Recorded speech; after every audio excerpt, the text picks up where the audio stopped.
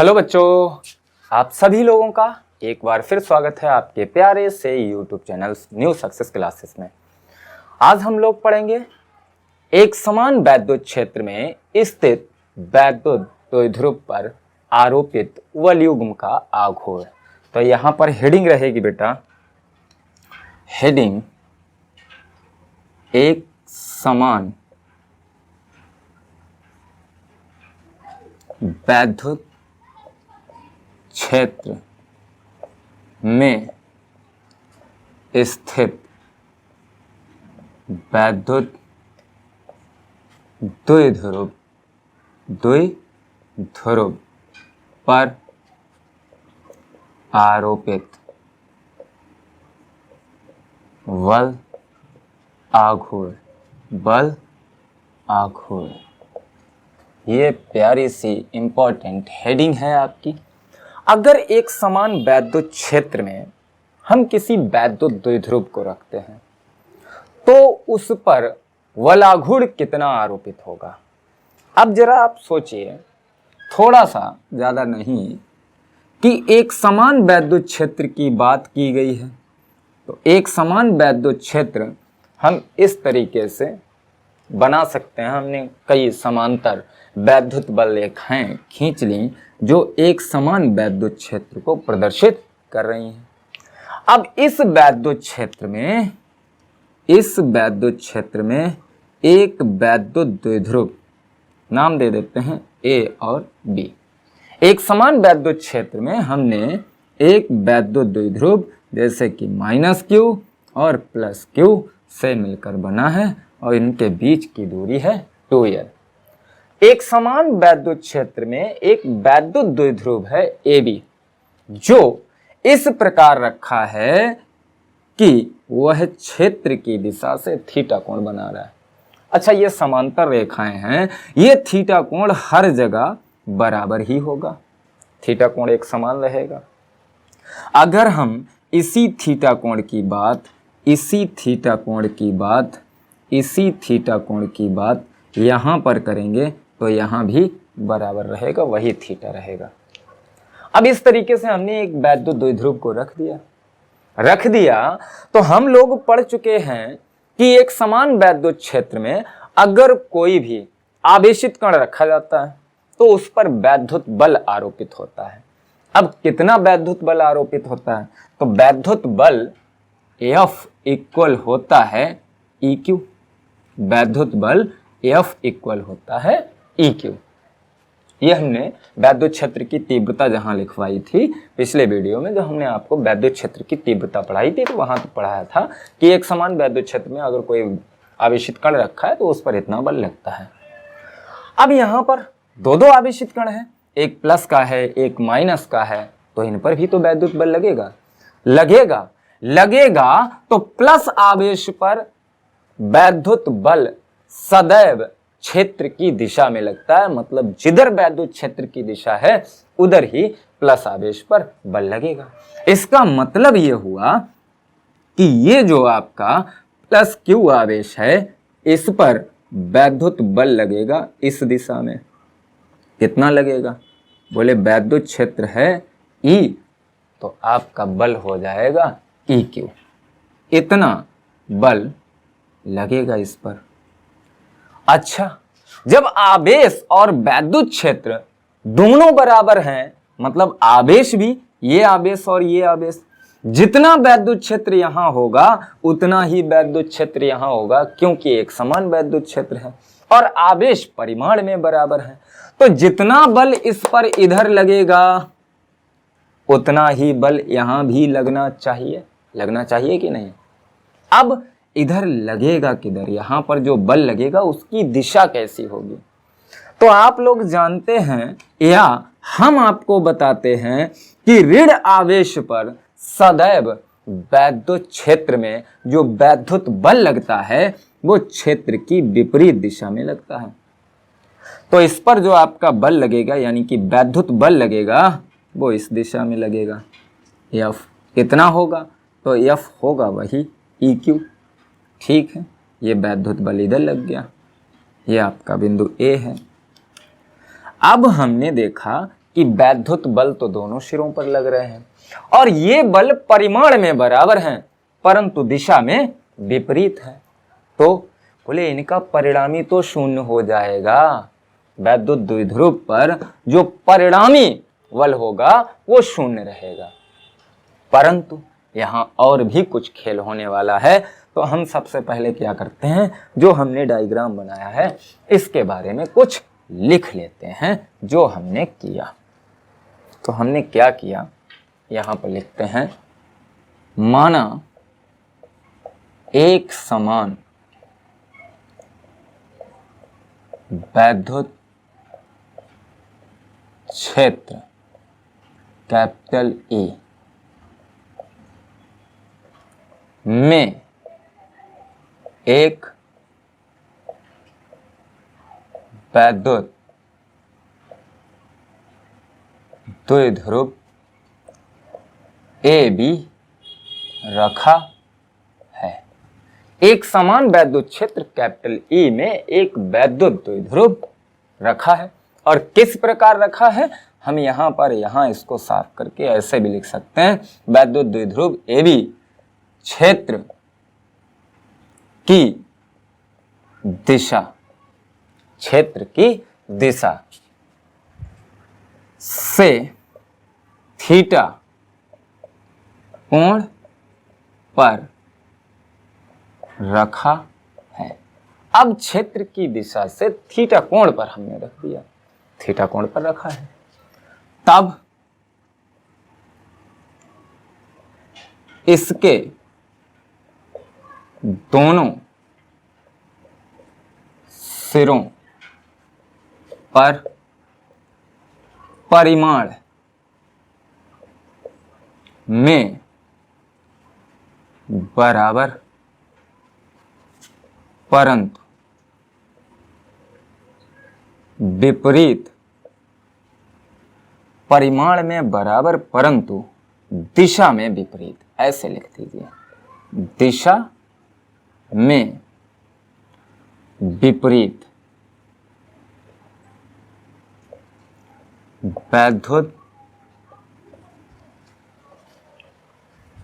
वैद्युत बल F बराबर EQ आरोपित होंगे, अब जब परिमाण में बराबर हैं और दिशा में विपरीत हैं, वैद्युत बल F बराबर EQ ही है, आरोपित हो रहे हैं, तब इनका परिणामी शून्य होगा, इनका परिणामी शून्य होगा। अब इनका परिणामी शून्य होगा, यानी कि जो आपका वैद्युत द्विध्रुव है इस पर परिणामी बल शून्य होगा। परंतु असली खेल तो अब चालू हो रहा है, परंतु दोनों बलों की क्रिया रेखाएं अलग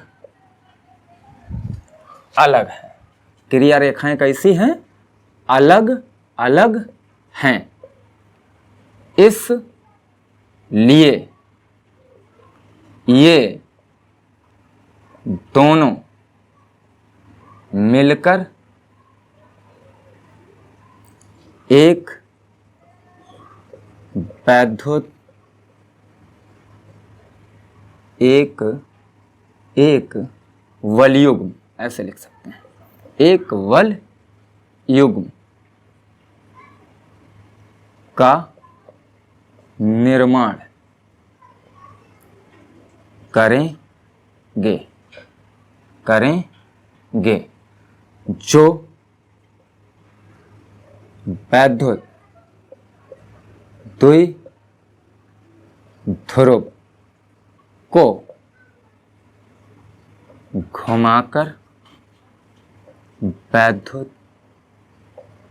क्षेत्र की दिशा में लाने का प्रयत्न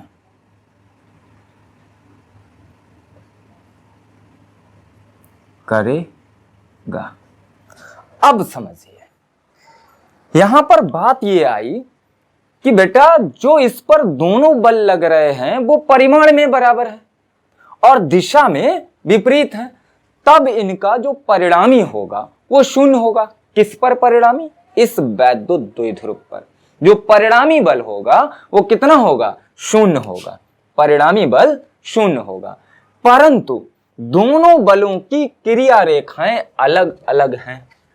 अब क्रिया रेखाएं कैसी हैं? अलग अलग हैं। जब क्रिया रेखाएं अलग अलग हैं, एक बल लग रहा है इधर, एक बल लग रहा है इधर। कहानी इस तरीके से है कि आप सपोज करिए कि हमने ये मार कर रखा है यहां पर, या इसको आप वैद्युत द्विध्रुव मान सकते हैं। वैद्युत क्षेत्र इस तरीके से है। अगर हम यहां पर बनाना चाहें तो एक तरफ फिर बना सकते हैं। इस तरीके से हमने वैद्युत क्षेत्र बना दिया। अब इसमें कोई वैद्युत द्विध्रुव इस तरीके से रखा है, इस पर बल लग रहा है इधर इधर इधर इधर, और इधर जो सिरा है इस पर बल लग रहा है इधर। अब ये दोनों बल क्या है? ये दोनों बल परिमाण में तो बराबर है और दिशा में विपरीत है, तो इसलिए इनका जो परिणामी होगा वो तो शून्य हो जाएगा। लेकिन ये दोनों बल मिलकर एक युग्म बना लेते हैं। क्या करते हैं? एक युग्म बना लेते हैं बलों का, जो इस वैद्युत द्विध्रुव को वैद्युत क्षेत्र की दिशा में लाने का प्रयत्न करता है। अब वैद्युत क्षेत्र की दिशा में लाने का प्रयत्न करेगा, मतलब इसको ऐसे है, इसको घुमाएगा घुमाएगा घुमाएगा घुमाएगा, इस तरीके से ले आएगा, इस तरीके से ले आएगा। इसको ऐसे घुमाएगा घुमाएगा और घुमाकर इस तरीके से ले आएगा, इसको ऐसे घुमाएगा घुमाएगा और इस तरीके से ले आएगा। तो ये वैद्युत क्षेत्र में वैद्युत क्षेत्र की दिशा में लाने का प्रयत्न करेगा। अब हमें निकालना है तब वलयुग्म का आघूर्ण, तब वलयुग्म का आघूर्ण। तो इसको मैं साफ कर रहा हूं। अब वलयुग्म का आघूर्ण निकालना है, तब बल युग्म का आघूर्ण, वलयुग्म का आघूर्ण टाउ बराबर होता है टाउ, बलयुग्म का आघूर्ण टाउ बराबर होता है कोई एक बल, कोई एक बल। आपके दो बल लग रहे हैं, ऐसे भी हम लिख सकते हैं कोई एक बल। यहां पर ये बल जितना है परिमाण में उतना ही ये है, तो इसमें से कोई एक बल और गुणे दोनों बलों की, दोनों बलों की क्रिया रेखाओं के बीच की लंबवत दूरी। समझिए यहां पर क्या कह रहा है कि कोई एक बल, दो बल हैं, एक इधर लग रहा है एक इधर लग रहा है, दोनों परिमाण में बराबर हैं, तो आप कोई सा एक बल लिख सकते हैं और गुणा करना है उसमें किसका? बोले दोनों बलों की जो क्रिया रेखाएं हैं उनके बीच की लंबवत दूरी। अब दोनों बलों के बीच की क्रिया रेखाएं जो हैं, यानी कि ये क्रिया रेखा है, ये क्रिया रेखा है, ये क्रिया रेखा है इस बल की, ये क्रिया रेखा है इस बल की, और इन क्रिया रेखाओं के बीच की लंबवत दूरी चाहिए। बोले इन दोनों क्रिया रेखाओं के बीच की लंबवत दूरी बेटा यही तो होगी, यही तो होगी लंबवत दूरी। अब अगर ये लंबवत दूरी है तो बेटा हम इसको बिंदु डाल देते हैं O। तो हमें क्या चाहिए?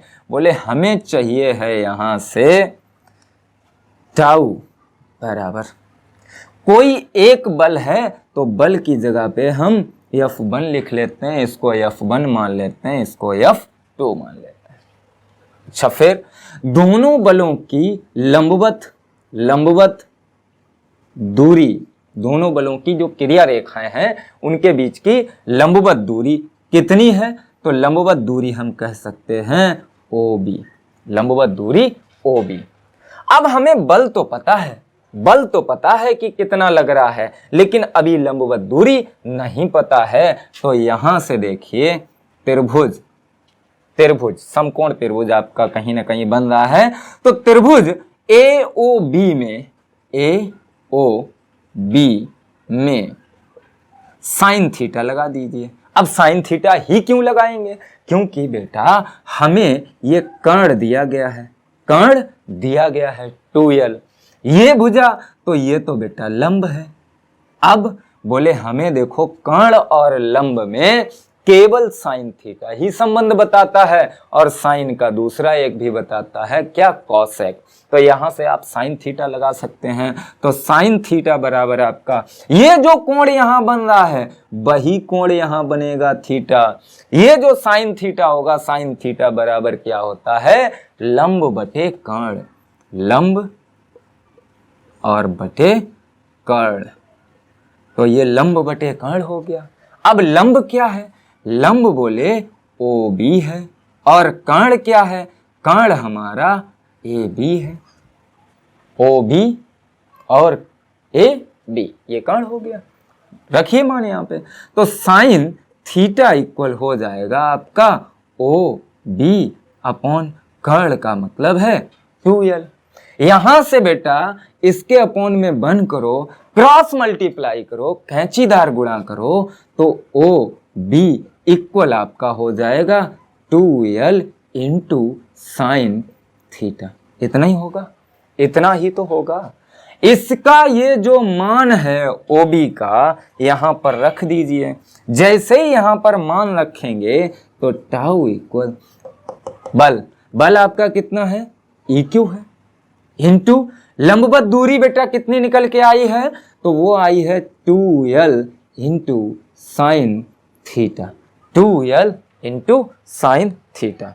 अच्छा यहां से अगर हम देखते हैं बेटा तो Q इंटू 2l, इसको हम लोग जानते हैं, क्या जानते हैं? तो इसको हम लोग पढ़ चुके हैं, वैद्युत द्विध्रुव का आघूर्ण। तो यहां हम लिख सकते हैं चूंकि P इक्वल होता है 2l इंटू Q, तब टाउ इक्वल हो जाएगा आपका क्या? P E और sine theta, PE sine theta. अब इसकी अगर हम मात्रक की बात करें तो मात्रक बिल्कुल आसान है, बल गुणे लंबवत दूरी। और दूरी चाहे जैसी भी हो, चाहे तिर्यक दूरी हो, चाहे लंबवत दूरी हो, कैसी भी हो, आपने दूरी का मात्रक पढ़ा है, क्या होता है? मीटर। तो बल का मात्रक रहेगा न्यूटन, लंबाई का मात्रक यानी कि दूरी का मात्रक रहेगा मीटर, तो इसका मात्रक हो जाएगा न्यूटन मीटर। अच्छा अगर दूसरा मात्रक लिखना चाहो तो हम क्या लिख सकते हैं? तो क्या लिख सकते हैं? Tau equal. अच्छा P का मात्रक हमने क्या पढ़ा? P का मात्रक हमने क्या पढ़ा? तो P का मात्रक हम पढ़ चुके हैं क्या? Coulomb meter. उसके बाद में E का मात्रक हमने क्या पढ़ा? तो E का मात्रक हमने पढ़ा वोल्ट और पर मीटर। तो यहां से मीटर कैंसिल, और साइन थीटा का हम मात्रक रखते नहीं है क्योंकि साइन थीटा मात्रक हीन माना जाता है। तो यहां से वोल्ट के मीटर से और ये कूलाम के मीटर से आपका मीटर से मीटर कैंसिल हो जाएगा। तो यहां से बेटा टाउ का एक नया मात्रक आ गया, क्या? Coulomb volt. ये टाउ का एक नया मात्रक हो गया। ये क्या है? मात्रक है। तो इस तरीके से एक समान वैद्युत क्षेत्र में स्थित वैद्युत द्विध्रुव पर लगने वाले बलयुग्म के आघूर्ण या बल आघूर्ण को हमने कैलकुलेट किया है। ये आपका एक मोस्ट इंपॉर्टेंट टॉपिक रहता है बेटा मोस्ट इंपॉर्टेंट टॉपिक रहता है।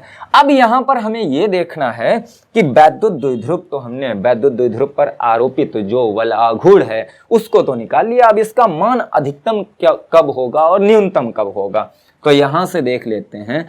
यदि थीटा का मान बेटा 90 हो, थीटा का मान कितना हो 90, मतलब वैद्युत द्विध्रुव जब वैद्युत क्षेत्र की दिशा से सीधे लंबवत रखा हो तब टाउ बराबर आपका कितना आएगा पीई, और साइन थीटा का मान साइन 90 का मान, तो साइन 90 का मान बेटा साइन 90 यहां लागू करेंगे तो टाउ मैक्सिमम रहेगा, मतलब अधिक से अधिक टाउ कितना रहेगा, तो आपका पी ई साइन 90 की वैल्यू 1, तो ये न्यूटन मीटर हो गया।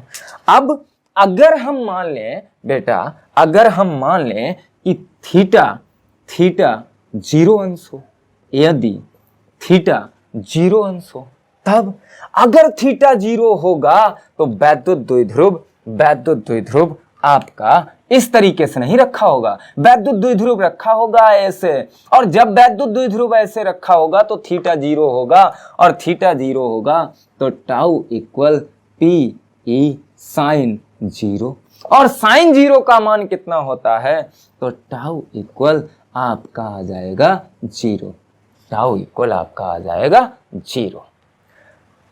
तो ये आपके मोस्ट इंपॉर्टेंट टॉपिक से एक टॉपिक था, एक समान वैद्युत क्षेत्र में स्थित वैद्युत द्विध्रुव पर आरोपित वलयुग्म का आघूर्ण। इस वीडियो में इतना ही, अगले वीडियो में आप लोगों से फिर मुलाकात होगी, तब तक के लिए धन्यवाद।